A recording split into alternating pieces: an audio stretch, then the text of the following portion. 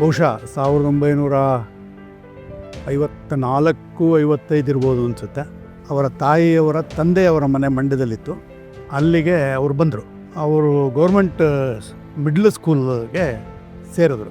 ಅಲ್ಲಿ ನಾನು ಕೂಡ ಆಗ ಅಷ್ಟೊತ್ತಿಗಾಗಲೇ ವಿದ್ಯಾರ್ಥಿ ಆಗಿದ್ದೆ. ಆವತ್ತು ಬಂದು ನನ್ನ ಪಕ್ಕದಲ್ಲಿ ಕೂತ್ಕೊಂಡಂಥ ಯಡಿಯೂರಪ್ಪನವರು ನಾನು ನಿಕಟವರ್ತಿಗಳಾಗಿ ಅವತ್ತಿಂದ ಕೂಡ ಇವತ್ತಿನ ತನಕ ಜೊತೆಲೇ ಇದ್ದೀವಿ. ತುಂಬ ಹೋರಾಟ ಮಾಡಿದ್ದಾರೆ. ರಾತ್ರಿ ಟೈಮಲ್ಲಿ ಒಂದು ರಗ್ಗನ ಒದ್ಕೊಂಡ್ಬಿಟ್ಟು ವೇಷ ಮರೆಸ್ಕೊಂಡೆಲ್ಲ ಶಿಕಾರಿಪುರ ಟೌನೆಲ್ಲ ಸುತ್ತವರು. ಮನೆಯಿಂದ ಬರಬೇಕಾದ್ರೆ ಹಿಂದ್ಗಡೆಯಿಂದ ಬಂದು ಒಂದು ದೊಡ್ಡ ದೊಣ್ಣೆನಲ್ಲಿ ಅವ್ರಿಗೆ ತಲೆಗೆ 2 ಹೊಡೆತ ಸರಿಯಾಗಿ ಬಿದ್ದಿತ್ತು. 3ನೇ ಹೊಡೆತ ಬಿದ್ದಿದ್ರೆ ಏನಾಗ್ತಿತ್ತೋ ಗೊತ್ತಿಲ್ಲ. ಈ ಬಂಗಾರಪ್ಪನವ್ರ ಪೀರಿಯಡಲ್ಲಿ ಭ್ರಷ್ಟಾಚಾರದ ವಿರುದ್ಧ ಹಗಲು ರಾತ್ರಿ ಹೋರಾಟ ಮಾಡಿದ್ವಿ. ಜೋಳ ಖರೀದಿಯಲ್ಲಿ ಭಾಳ ಇದು ಮಾಡಿದ್ರು, ಅದಕ್ಕೂ ಹಗಲು ರಾತ್ರಿ ಹೋರಾಟ ಮಾಡಿದ್ವಿ. ಆ ಒಂದು ಬಂಗಾರಪ್ಪನವರ ವಿರುದ್ಧ ಹೋರಾಟದಲ್ಲಿ ಬಡವರು ಬಂದು ರೈತರ ಸಿಂಧು ಹುಟ್ಟು ಹೋರಾಟಗಾರ ಯಡಿಯೂರಪ್ಪ ಗುಡುಗಿದರೆ ವಿಧಾನಸೌಧ ನಡುಗುವುದು ಅಂತಂದದ್ದು ಆ ಸಂದರ್ಭದಲ್ಲಿ ಸ್ಲೋಗನನ್ನು ನಾನೇ ಹಾಕಿರ್ತದ್ದು. ಹೋರಾಟಗಾರ ವ್ಯಕ್ತಿಯಾಗಿ ಕೊನೆ ತನಕನೂ ಹೋರಾಟ ಮಾಡ್ಕೊತಾನೆ ಬಂದರು. ಅವರು ಶಾಸಕರಾಗಿದ್ದರು. ನಾನು ಶಿಕಾರಿಪುರಕ್ಕೆ ಹೋದಾಗ ಅವಾಗ ಅವ್ರು ಬೆಂಗಳೂರಿಂದ ಬಸ್ಸಿಗೆ ಬರ್ತಾಯಿದ್ದು, ಸೆಷನ್ ಮುಗಿಸ್ಕೊಂಡು ಬಸ್ಸಿಗೆ ಬರ್ತಾಯಿದ್ದು. ಹೋಗಿ ಅವ್ರು ಬಸ್ ಹಿಡಿಯೋ ಹೊತ್ತಿಗೆ ಅವ್ರ ಕೈಯಲ್ಲಿ ಸೂಟ್ ಕೇಸ್ ಹಿಡ್ಕೊಳ್ಳಿಕ್ಕೆ ನಾನು ಹೋದರೆ ಸೂಟ್ ಕೇಸ್ ನನ್ನ ಕೈಲಿ ಕೊಡ್ತಿರ್ಲಿಲ್ಲ. ಅವರು ಯಾರು ಸಂಘ ಪರಿವಾರದಿಂದ ತನ್ನ ಕ್ಷೇತ್ರ ಸಂಘಟನೆ ಕೆಲಸ ಮಾಡ್ಲಿಕ್ಕೆ ಬಂದಿದ್ದಾರೆ ಅವ್ರ ಹತ್ರ ಈ ರೀತಿ ಬ್ಯಾಗ್ ಹೊರಿಸೋವಂಥದ್ದು ಮತ್ತೊಂದು ಕೆಲಸ ಮಾಡಿಸ್ಬಾರ್ದು ಇರತಕ್ಕಂಥ ಮನಸ್ಸನ್ನು ಹೊರಿತಕ್ಕಂಥ ವ್ಯಕ್ತಿಯಾಗಿದೆ. ಅಪ್ಪಾಜಿಯವರು ಮೊದಲನೇ ಸಾರಿ ಮುಖ್ಯಮಂತ್ರಿ ಆದಂಥ ಸಂದರ್ಭದಲ್ಲಿ ಮೇಲ್ಕೋಟೆಗೆ ಹೋಗಿದ್ದರು. ಅದೃಷ್ಟವಶಾತ್ ನಾನು ಕೂಡ ಅದು ಟೈಮಲ್ಲಿ ಜೊತೆಲಿ ಹೋಗಿದ್ದೆ. ನಾನು ಒಬ್ಬ ತಾಯಿ ಒಂದು ಮಗುನ ಎತ್ಕೊಂಡು ಓಡ್ಕೊಂಡು ಬರ್ತಾ ಇದ್ದಾಳೆ. ನನಗೆ ಅಪ್ಪಾಜಿಯವರು ನಿಂತರು, ಆಕೆ ಬರೋದನ್ನು ನೋಡಿಬಿಟ್ಟು ಏನಕ್ಕೆ ಬರ್ತಾ ಇದ್ದಾಳೆ ನೋಡೋಣ ಅಂತ. ಆ ಮಗುನ ಅಂದ್ಬಿಟ್ಟು ಅಪ್ಪಾಜಿಯವ್ರ ಕೈ ಕೊಟ್ಟು ನೀವು ಮಗುಗೆ ಆಶೀರ್ವಾದ ಮಾಡಿಕೊಡಿ, ಅಂದರೆ ಮಗು ಮುಂದೆ ಜೀವನದಲ್ಲಿ ಚೆನ್ನಾಗಿರ್ತಾನೆ ಅಂತ ಆಕೆ ಭಾವನೆ.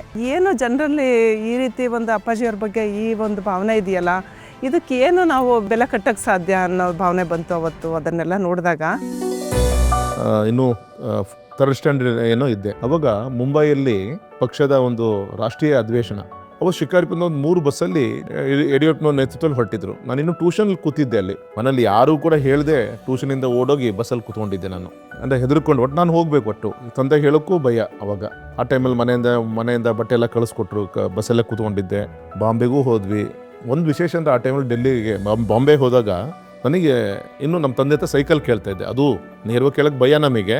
ಅದು ಕೊಡಿಸ್ತೀನಿ, ಮುಂಬೈ ಅಧಿವೇಶನ ಮುಗಿಸ್ಕೊಂಡು ವಾಪಸ್ ಹೋಗ್ಬೇಕಾದ್ರೆ ಕೊಡಿಸ್ತೀನಿ ಅಂತ ಹೇಳಿದರು. ಆ ಮುಂಬೈಯಲ್ಲಿ ಯಾವುದೋ ಹೋಟ್ಲಿಗೆ ಹೋದಾಗ ಇನ್ನೊಂದು ಹೋದಾಗ ಆ ಚೇಂಜ್ ಉಳಿಯುತ್ತಲ್ಲ, 5 ಪೈಸೆ 10 ಪೈಸೆ ಅಂದರೆ ನಿಂಗೆ ಕೊನೆ ದಿನಕ್ಕೆ ಸೈಕಲಿಗೆ ದುಡ್ಡು ಇಟ್ಕೊಳ್ಳಪ್ಪ ಅಂತ ಕೊಡ್ತಾಯಿದ್ದಾರೆ ನಮ್ಮ ತಂದೆ.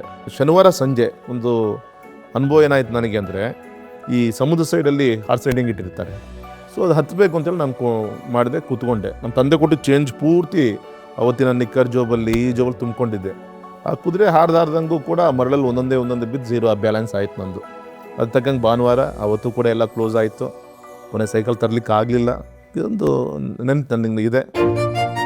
ಅಪರೂಪದೊಂದು ಘಟನೆ ಇನ್ನೂ ಕೂಡ ನೆನಪಾಗ್ತದೆ.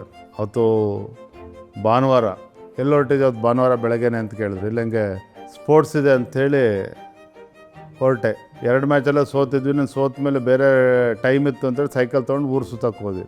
ತಂದೆಯವರು ಅದೇ ಸಮಯಕ್ಕೆ ಜನರನ್ನೆಲ್ಲ ಭೇಟಿ ಮಾಡಿ ನಮ್ಮ ಚೆನ್ನಳ್ಳಿ ಗದ್ದೆಗೆ ಹೊರಟರು ಸೈಕಲ್ ತೊಗೊಂಡು. ಅದೇ ನಮ್ಮ ಲಯನ್ಸ್ ಚಿಲ್ಡ್ರನ್ ಸ್ಕೂಲ್ ಅದೇ ರಸ್ತೆಯಲ್ಲೇ ಹೋಗಬೇಕು. ಬರ್ತಾರೆ ನೋಡಿದ್ರೆ ಮಕ್ಕಳೆಲ್ಲ ನೋಡಿದರೆ ಟೀಚರ್ ಕೇಳಿದ್ರು ಎಲ್ಲಿ ನನ್ನ ಮಗ ಎಲ್ಲಿದ್ದಾರೆ ಅಂತ ಕೇಳಿದ್ರು. ನಾನು ನೋಡಿದ್ರೆ ಎಲ್ಲೂ ಕಾಣ್ತಾ ಇಲ್ಲ. ಪಾಪ ತಂದೆಯವರು ಅದನ್ನು ತಪ್ಪಾಗಿ ತಿಳ್ಕೊಂಡು ನಾನು ಸುಳ್ಳು ಹೇಳ್ಬಿಟ್ಟು ಬಂದಿದ್ದೀನಿ, ಸ್ಕೂಲಿಗೆ ಬಂದೇ ಇಲ್ಲ ಅಂತೇಳಿ ಅವ್ರು ಅಂದ್ಕೊಂಡು ವಾಪಸ್ಸು ತೋಟ ಮುಗಿಸ್ಕೊಂಡು ಅವ್ರ ಮನೆಗೆ ಬಂದರು. ನಾನು ಸ್ಕೂಲ್ ಮುಗಿಸ್ಕೊಂಡು ಬಂದೆ. ಎಲ್ಲೋಗಿದ್ದೆ ಅಂತ ಕೇಳಿದ್ರು. ಇಲ್ಲ ಸ್ಕೂಲ್ ಹೋಗಿದ್ದೆ ಅಂತ ಹೇಳಿದೆ. ಸುಳ್ಳು ಹೇಳ್ತೀಯ ಬಡವ ಅಂತೇಳಿ ಕಪಾಳ ಕೊಡಿದ್ರು ಎಲ್ಲ ಜನರ ಮುಂದೆ. ಅಂದರೆ ಮನೇಲಿದ್ದಿದ್ದು ಕಡಿಮೆ, ಆದರೆ ಮಕ್ಕಳ ಭವಿಷ್ಯದ ಬಗ್ಗೆ ಚಿಂತನೆ ಯಾವಾಗಲೂ ಕೂಡ ಅವ್ರು ಇರ್ತಿತ್ತು.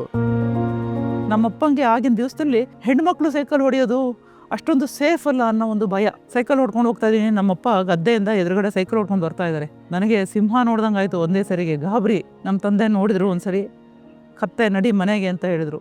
ಮನೆಯಲ್ಲಿ ಒಂದಷ್ಟು ಬುದ್ಧಿ ಹೇಳಿದರು. ಒಂದು ಕೆಪಾಲಕ್ಕೂ ಬಿಡ್ತು ಹೊಡ್ತಾ ಸೈಕಲ್ ಬಿಟ್ಟು ಬಾ ಹೋಗು ಅಂತೇಳಿ ಕಳಿಸಿದ್ರು. ಆದರೆ 4ನೇ ದಿವಸದ ನೆನಪು ಎಷ್ಟು ಚೆನ್ನಾಗಿದೆ ನನಗೆ ಅಂತಂದರೆ, ಅರುಣ ಬಾಮ್ಮ ಇಲ್ಲಿ ಅಂತಂದರು. ನನ್ನ ಸೈಕಲ್ ತೊಗೊಂಡೋಗಿ ಅಲ್ಲಿ ಶಿವಕುಮಾರ್ ಕರ್ಕೊಂಬ, ಅಲ್ಲಿ ಮಲ್ಲೇಶಪ್ಪನ ಕರ್ಕೊಂಬ. ಯಾಕೆಂದರೆ ಅವ್ರಿಗೆ ನನ್ನ ಮಗಳು ನಡ್ಕೊಂಡು ಹೋಗೋದು, ಅವ್ರಿಗೆ ಅವ್ರ ಮಗಳು ನಡ್ಕೊಂಡು ಹೋಗೋದು ಕಷ್ಟ ಅವ್ರಿಗೆ ನೋಡಲಿಕ್ಕೆ. ಶ್ರೀನಗರದ ಲಾಲ್ ಚೌಕಲ್ಲಿ ಫ್ಲಾಗ್ ಹಾಯಿಸ್ಟಿಂಗ್ ಇತ್ತು. ತಂದೆಯವರು ಕೂಡ ಅವ್ರ ಲೀಡರ್ಶಿಪ್ಪಲ್ಲಿ ಕೆಲವರು ಒಂದು 30-40 ಜನ ಟೀಮ್ ತೊಗೊಂಡು ಹೋದರು. ತುಂಬ ಸ್ವಲ್ಪ ಟೆನ್ಸ್ಡ್ ಎನ್ವಿರಾನ್ಮೆಂಟ್ ಇದ್ದಿದ್ದ ಕಾಲ ಮುರಳಿ ಮನೋಹರ್ ಜೋಶಿ ನೇತೃತ್ವದಲ್ಲಿ ಲಾಲ್ ಚೌಕಲ್ಲಿ. ಅವಾಗ ಶಿಕಾರಿಪುರದ ನಮ್ಮ ಮನೆಯಲ್ಲಿ ಕಾರ್ಯಕರ್ತರು ಮೀಟಿಂಗ್ ತೊಗೊಂಡಿದ್ರು. ನಾನು ಒಳಗಡೆಯಿಂದ ಅವ್ರ ಮಾತುಕತೆನ ಕೇಳಿಸ್ಕೊತಾ ಇದ್ದೆ. ನೆನಪಿದೆ ಅವರು ಎಷ್ಟು ಸೀರಿಯಸ್ ಆಗಿ ಹೇಳಿದರು ಅಂದರೆ, ನಾವು ಕೆಲವರು ವಾಪಸ್ ಬರದೇ ಇದ್ರೂ ಇರ್ಬೋದು, ಇದಕ್ಕೆ ಪ್ರಿಪೇರ್ ಆಗಿ ಬನ್ನಿ, ನೀವು ಮನೆಯಲ್ಲಿ ಹೇಳಿ ಬಂದುಬಿಡಿ. ಅದನ್ನು ಎಷ್ಟು ಕ್ಯಾಶುವಲಾಗಿ ಹೇಳಿದರು ಅಂದರೆ ನನಗೆ ಬಾಗಿಲಿಂದ ಎತ್ಕೊಂಡು ಟೆನ್ಷನ್ ಆಗ್ತಾಯಿದೆ, ಏನೋ ಅಪ್ಪಾಜಿ ಇಷ್ಟೊಂದು ಈಸಿಯಾಗಿ ಹೇಳ್ತಾ ಇದ್ದಾರಲ್ಲ ಇದನ್ನು ಅಂಥೇಳಿ. ಆ ಥರದ ಅನುಭವನೂ ಆಗಿದ್ದುಂಟು ನಮಗೆ.